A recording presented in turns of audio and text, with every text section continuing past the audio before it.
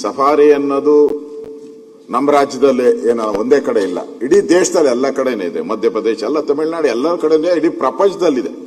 ಸಫಾರಿಗೆ ಹೋಗುವಂಥದ್ದು ಕೀನ್ಯಾ ಅದೆಲ್ಲ ದೊಡ್ಡ ಆದಾಯ ಬರ್ತಕ್ಕಂಥದ್ದು, ಅದೊಂದು ದೊಡ್ಡ ಉದ್ಯಮ. ಅದನ್ನು ನಂಬ್ಕೊಂಡು ಕರ್ನಾಟಕದಲ್ಲೂ ಕೂಡ ಸುಮಾರು 12,000 ಜನ ಇದ್ದಾರೆ.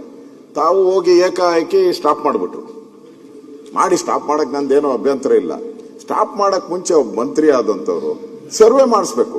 ಈಗ ನಾವೇನ ಮನವಿ ಕೊಟ್ರಿ, ನಾವು ನಿನ್ನೆ ಪ್ರಿಯಾಂಕಾ ಅವ್ರಿಗೇನೋ ಹೇಳಿದ್ರಿ, ಅದನ್ನ ನಾನು ಪರಿಶೀಲನೆ ಮಾಡಿ ನಾನು ನೋಡಿ ಅದನ್ನ ಆಕ್ಷನ್ ತಗೊಂತೀನಿ ಅಂತ ಹೇಳಿದ್ರು.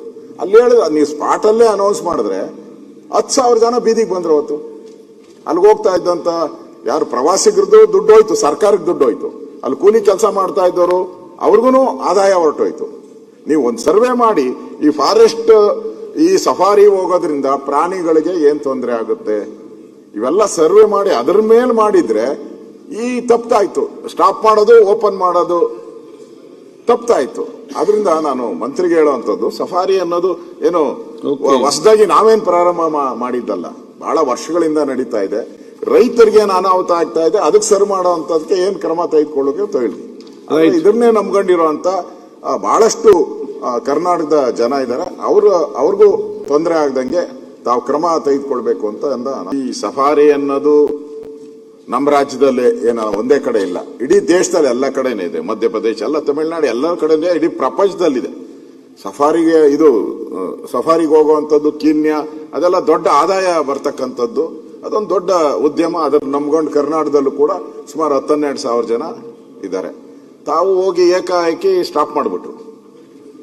ಸ್ಟಾಪ್ ಮಾಡಕ್ ನಂದೇನೋ ಅಭ್ಯಂತರ ಇಲ್ಲ. ಸ್ಟಾಪ್ ಮಾಡಕ್ ಮುಂಚೆ ಒಬ್ಬ ಮಂತ್ರಿ ಆದಂಥವ್ರು ಸರ್ವೆ ಮಾಡಿಸ್ಬೇಕು.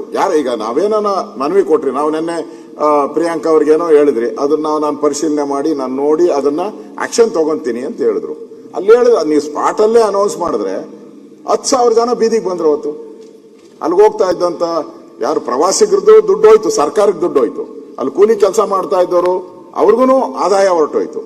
ನೀವು ಒಂದು ಸರ್ವೆ ಮಾಡಿ, ಈ ಫಾರೆಸ್ಟ್ ಈ ಸಫಾರಿ ಹೋಗೋದ್ರಿಂದ ಪ್ರಾಣಿಗಳಿಗೆ ಏನ್ ತೊಂದರೆ ಆಗುತ್ತೆ ಇವೆಲ್ಲ ಸರ್ವೆ ಮಾಡಿ ಅದ್ರ ಮೇಲೆ ಮಾಡಿದ್ರೆ ಈ ತಪ್ಪಾಯ್ತು. ಸ್ಟಾಪ್ ಮಾಡೋದು ಓಪನ್ ಮಾಡೋದು ತಪ್ಪಾಯ್ತು.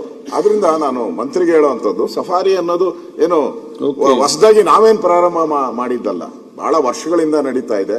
ರೈತರಿಗೆ ಅನಾಹುತ ಆಗ್ತಾ ಇದೆ, ಅದಕ್ಕೆ ಸರಿ ಮಾಡೋಂಥದಕ್ಕೆ ಏನ್ ಕ್ರಮ ತೆಗೆದುಕೊಳ್ಳೋಕೆ ಹೇಳಿ. ಇದನ್ನೇ ನಂಬ್ಕೊಂಡಿರುವಂತ ಬಹಳಷ್ಟು ಕರ್ನಾಟಕದ ಜನ ಇದ್ದಾರೆ. ಅವ್ರಿಗೂ ತೊಂದರೆ ಆಗದಂಗೆ ತಾವು ಕ್ರಮ ತೆಗೆದುಕೊಳ್ಬೇಕು ಅಂತ